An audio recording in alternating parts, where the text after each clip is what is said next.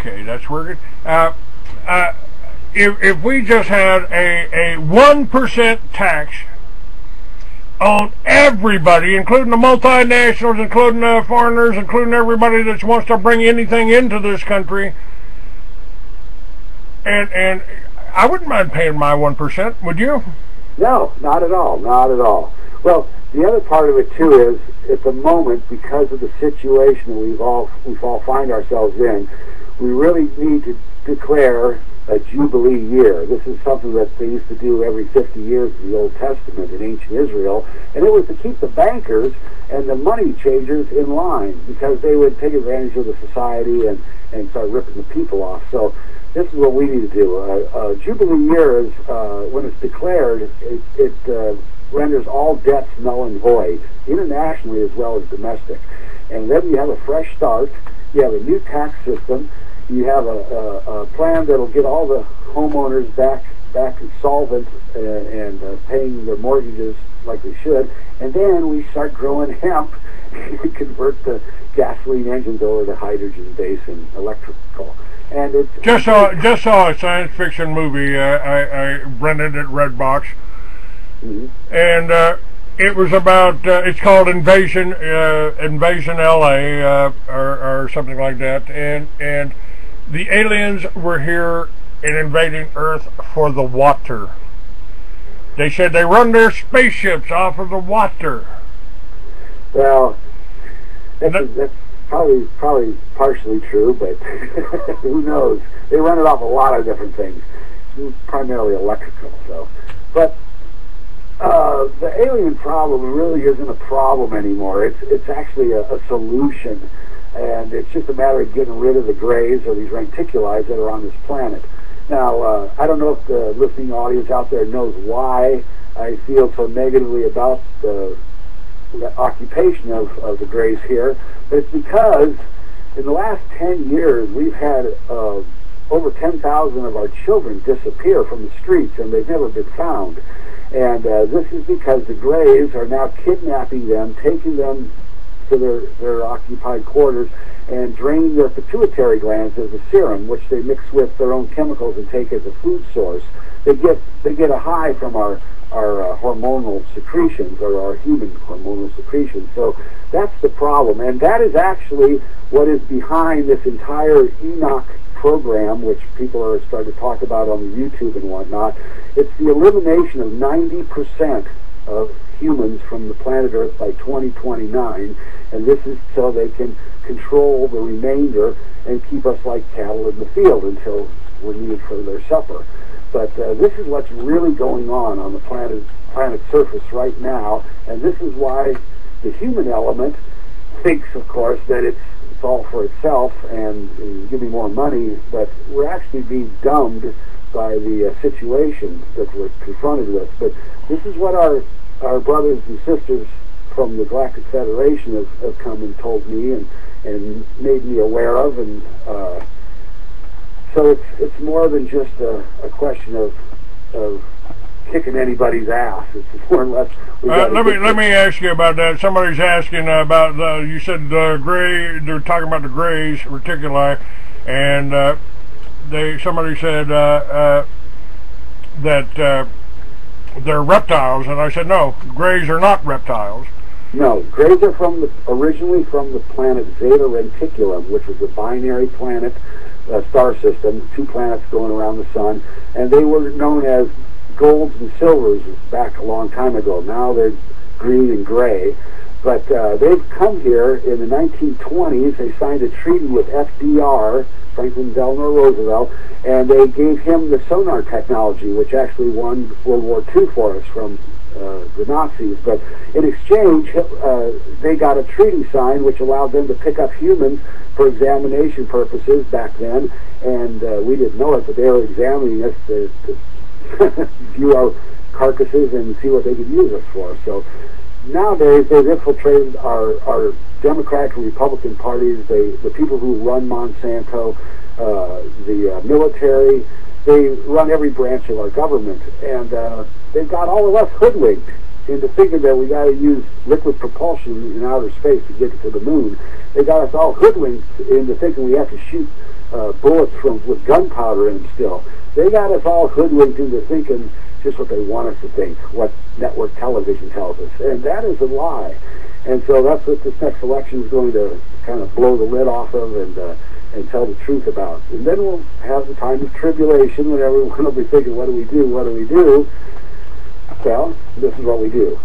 And if you got a plan, great. I'd love to hear about it. But Clayton, I think you've answered all my questions that I've had, and I think I might have answered a few for you, too. You know, it's interesting that this book that I couldn't send you. Yeah. I wrote it 40 years ago, and it's about, you know, somebody traveling in a UFO, able to go to the moon, able to go to other planets with ease. Sure. It should be easy. And that's what we're talking about, magnetic propulsion there, gravitational control. Right. And it ain't magic, folks. It ain't magic, but it is suppressed technology. And we had the power to do that over 100 years ago, probably thousands of years ago, David. That's right. Well, you know those boxes that you were talking about that you spoke to those people that built them at the Tesla convention in New Mexico? You know, I've heard recently that they use those devices to power their stations for the cell sites in the desert in Saudi Arabia or wherever. They use those because there's no electricity generated out there for the towers, so they use those boxes underground. They plant them and they hook them up to those cell communicators. But it's being used on this planet. It's being used all over. And that is covered under the 1952 Act for National Security. The NSA enacted this thing, banning those devices.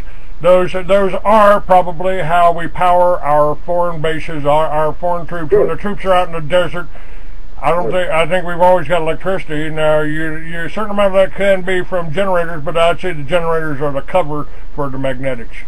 Right. And that's why that's why they will come down and tell people, you you can't do this. You gotta be a part of the economy. To do what we want to do would destroy the economy they have set up. Sure. Well, you realize, Clayton, if I get elected president, that with a swipe of my pen, I can rewrite our whole Constitution. I can turn the pages of history backwards, and we just take out all this crap that's been put on us for the last 70 years. All the changes, all the amendments, all the bullshit. It's like get rid of it all and get the system running right again. And Kennedy came close. He tried to usurp the Federal Reserve, and they killed him. We have to, it would almost take one of these UFOs that we've been talking about. It would almost take one of those as a base of operations to keep you from being killed. Well, I'll tell you, that's always been a problem on the planet Earth, and we saw with the JFK assassination that even a good guy sometimes can't do the right thing. Well, that's why my novels, which are up on my site, by the way, which I'm working on, that's exactly what they propose. We got this Earthship used to be called Heaven, Sure. Well, this time around, we don't just have a normal man trying his best to bring the people to their senses. We've got the creator of this planet behind a few of us, and we have the Galactic Federation of Planets aligning themselves with us, as I told you earlier today, and we're going to take it over. This is what's going to be called the coup de grace, so to speak, because it's going to be amazing and it's going to be incredible, but we are going to do it. And if we don't do it, let me tell you, this planet is going to suffer the worst it's ever seen before. The inhabitants of this country are going to be brought to their senses shortly after this next election if they don't choose the right leader. And, we will have done all we can, Clayton. We will have done everything in our power to make it go right, and if it doesn't, well, so be it. That's what they talk about, the rapture, when like I don't know how many, like 100,000 of us will just instantly disappear if we lose this election. Well, that's what's going to happen, because we're not going to be here any longer to clean this mess up. Actually, what probably will happen to us is we'll probably just reincarnate on the next world that's at about this cycle of its evolution and start the whole ball again, rolling, the whole game again. But we're going to try here, and we're going to give them hell, and I'd like to say good morning to Rabbi Ted. How are you, Ted? You made it late, but you're here after all. Yeah, he's been fairly good. I haven't kicked him out in 2 days now. Yeah. You know, look, I don't. You know, Ted, you want to go beat your head against that Wayland wall? You just knocked yourself out. Just don't expect me to do it too, okay? Yeah. Well, Rabbi Ted, I just want to tell you, have you seen the 3 videos on the YouTube yet? The New Cure for Cancer, lesson 1 through 3. Take a look at those, brother. Take a look at those before you go beat your head anymore. But and I still ain't your brother, there, bud. But I'm still working on the financing out here, Clayton. As soon as I get it, I'm going to call for your helping hand out here. I'm telling you. But this city is it's going to get scary, I think, before the next election. A lot of the cities are going to get scary because the people in the cities don't know each other like they do in small towns and counties. That's right. And folks, you know, one of the things that I'm going to try to do. One of the things that I'm going to try to do is to bring people together at this event, because I think we need to be more self-sufficient. I think we need to be more and more in communication with each other. Really, I mean, that's it. That was my complaint about going to the local bar scene. Nobody knew anybody. Nobody knew where they came from. Nobody wanted to know. Nobody wanted to talk to anybody. Nobody wanted to put any information out. Well, nobody seems to care either.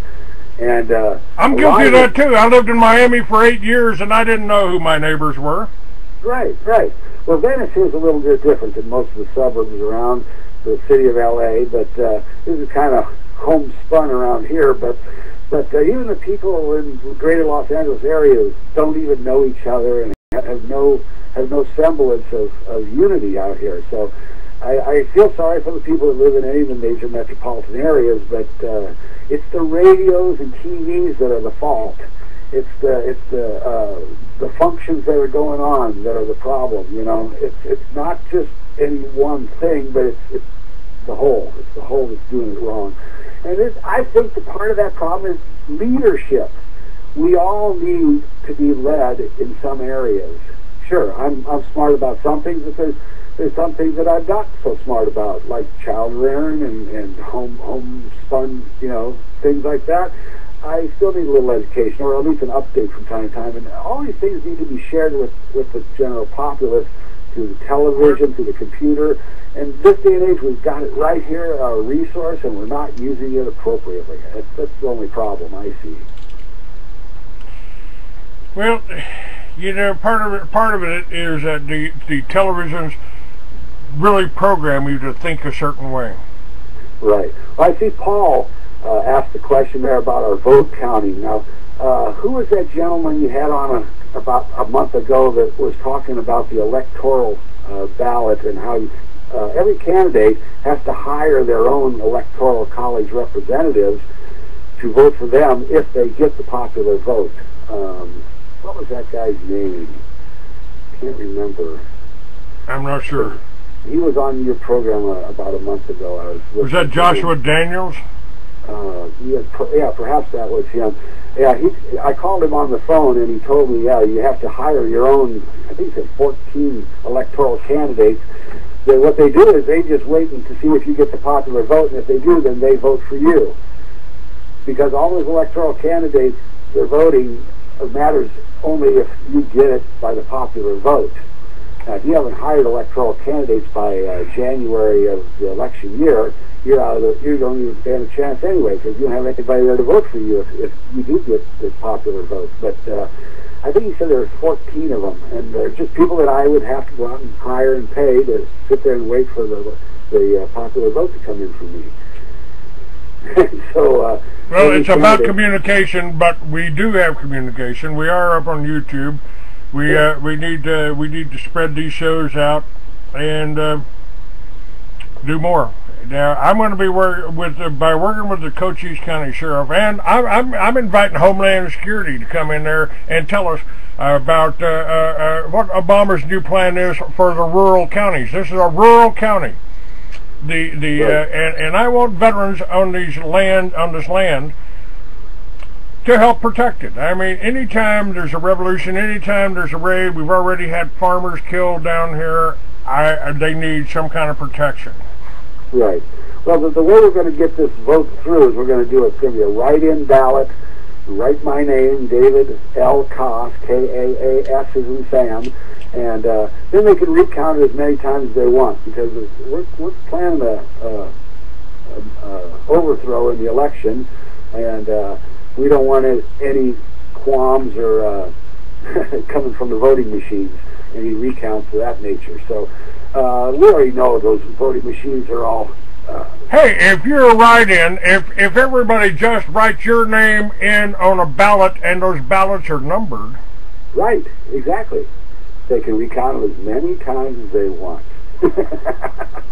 So that in other words, as I've thought, what if 10 million of us just walked into Washington and said, okay, it's over, guys. Congress, come out here. Step out of the room. We're going to have another election right now. Yep. There's 10 million of us here. We represent America. And we're voting you assholes out because you've been fixing this. Yep, exactly. And yeah, people would be scared, Rabbit. Yeah, people are always scared, and freedom's never been easy. It's never been easy to be free. So, but if we walk in, and now there's safety in numbers, we're not out there to take over. We're there to restore this country. And the elected body, I mean, take out the whole friggin' Congress and replace them. Let's have a vote right now. If you're interested and you want to do this, we're going there. There'll be at least 10 million of us. Well, there may be 50 million. There may be 50 million. We're going to walk in there. We're going to make arrangements, and we're going to take it back. Well, we're going to establish too is an internal police department which watches over our elected senators and congressmen to make sure that they're not being taken for advantage by different, lobbyists, and this will be happening, within our system, so it won't be anything the public has to be concerned with. But what we need is just normal people that want to do a good job and go home at night and sleep well because they know they did a good job for our whole country's sake. And just 4 years is all it takes. And everyone should want to do this job just like being on a jury if they get summoned. It should just be something you do for your country, and everyone does a good job at it. And no more crooks, and no more rip-offs, and no more billionaires getting my vote anymore to do anything for me, because they don't do anything for us. They do the worst. So thank you all, and I'm anxious to take office, but we're also going to be moving the capital to the Twin Cities. That's Minneapolis, St. Paul, Minnesota area, just before the readjustment of the planet in 2015, September. And so I don't know as to whether I'm going to be going to D.C. a lot and visiting out there, but... if now Bubby C. over on my talk show chat room, which I rarely ever even go into, he says all lawyers are scoundrels, no more crooks and perverted devils, term limit. And I think it's a shame now that the politicians have done such a poor job of taking care of America. They've done a great job of taking care of the bankers, so that's who they really work for. They're working for a one world government of the banksters, by the banksters, and for the banksters. Would you agree with that? Of course. What about bringing the 13th Amendment back in, which prevented any titles of nobility from holding office? So you want to be a lawyer? Sure, go there and study the law and make your cases, but stay out of our politics. Well, now, you told me on the show, or I heard from you on the show, that the difference between a lawyer and an attorney, isn't there a big difference? Well, yeah, I would say so. I'd say that anybody can be an attorney. Anybody can defend themselves. So, I don't know. I'm not sure exactly. It's a fine definition there. You know, there's some attorneys that are good. I mean, Wesley Hoyt's done a good job for Donna and doing a good job, a bang-up job for Edgar Steele. You know, right. So I'm not putting them. And you know, even Rabbi Ted has been fairly pleasant to be around here for the last couple of days. Yeah. I was chit-chatting with him Friday. But it's all a personal choice. You know, a lot of these scoundrels could actually shed their soiled, tattered clothes and come out shining clean and start helping us out. You know, I'm looking for allegiance from everyone and whatever party you were with before. I've always been Republican myself because I come from the farm area and we always wanted to stabilize the prices of our crops. But I'm looking for even the bad guys to come out good after a while. We're all created from the same source, our Father in the heavens above, and mothers, and we all have the potential to make it through this gradating situation. So I'm looking for the best, and I know there's a lot of the worst out there, and but I'm still looking for the best to come from that worst element in our society. Whatever doesn't come with us, we can just cut down like the fields of corn one of these days and get rid of it. We've got about 4 minutes left, and I want to do a commercial here, folks. I want to do a commercial. I want to tell you about our books.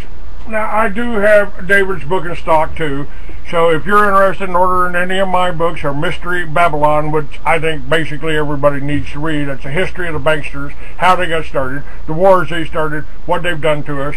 And we've got David's book. I've got that in stock, Farm Physics. What are you getting for your book, David? Oh, I think about $10. Okay, we got that there, and we've got Mystery Babylon in stock, and what I think is the ultimate biker novels. And when I say biker, it won't be anything that you expect. Those are fiction, but my fiction is more believable than my non-fiction. And folks, all you got to do is go to freeamerican.com, write me at Clay at freeamerican.com, make a donation in the amount of the book. If you make me a donation, I will send you your book, and mine are available in PDF and hardback. They're listed on Amazon.com. No con, we're talking about real books and real novels that they don't want you to read. And I'd be willing to bet they really don't want you to read. They don't want them to read yours either, do they, David? No, they don't really want my book to get out at all. They can't stop it, Clay. They can't stop us. And actually, I think if we could see the angels, we'd see them all over your heads and my head at the moment. Because I was thinking, hey, all these people getting killed off, like Phil Schneider and William Cooper and a lot of whistleblowers, and we seem to be able to just walk on water, so to speak. You know, we're kind of protected. So I'm confident. I say thank you to everyone and all spirits involved. We've, folks, my phone number is 505-908-9498. I am the most accessible talk show host that you have ever heard. You can call me, you can do business with me, you can buy a book, I'll sign it. I'm sending some out today that'll be signed, and I'm looking forward to, you need to get rid of that helmet law over in California if you want me to spend any time over there. The helmet doesn't work with my cowboy hat, and I ride this Harley with a cowboy hat. Why can't you pay for to not wear that helmet? Because it would set a bad example for all the rest of you brain-dead people that got to wear them. Well, I don't want to wear a helmet either, Clay. So. When I get to be president, we're going to take that rule out. Well, actually, the Supreme Court of California ruled against it, but the police officers are still, I believe, they are still enforcing that. So that's because they got to wear helmets. they can't go to work in the morning without a helmet on, so they make all the rest of us wear them too. So I can understand that. Okay, we're... Call recording has been completed. And also, let's see here, folks. Yeah, I think I'm out of time. God bless you all. David Kaas, thank you. I'll be with you throughout this whole campaign. Thank you, sir. I'm counting on it. Have a great day. All right, sir. Bye.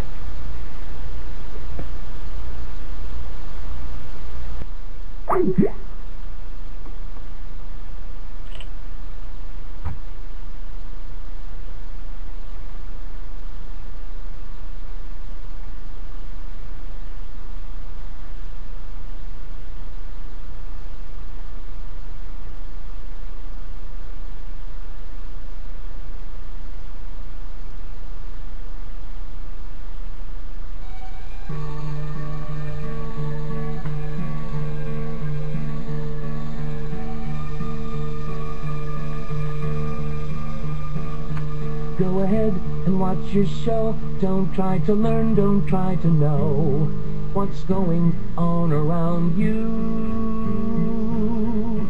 Channel surf and watch your game a world away. It's not the same. The difference will astound you. Turn away, deny your fear, and believe it won't happen here. The news is too depressing, and the facts are too distressing. So look away, say it ain't so. Close off your mind so you won't know. Ignore the problems that need solving, and while your world's slowly dissolving, look away. And while you're lying in your bed, don't think of all the people dead who were innocent of any crime. Another world, another time.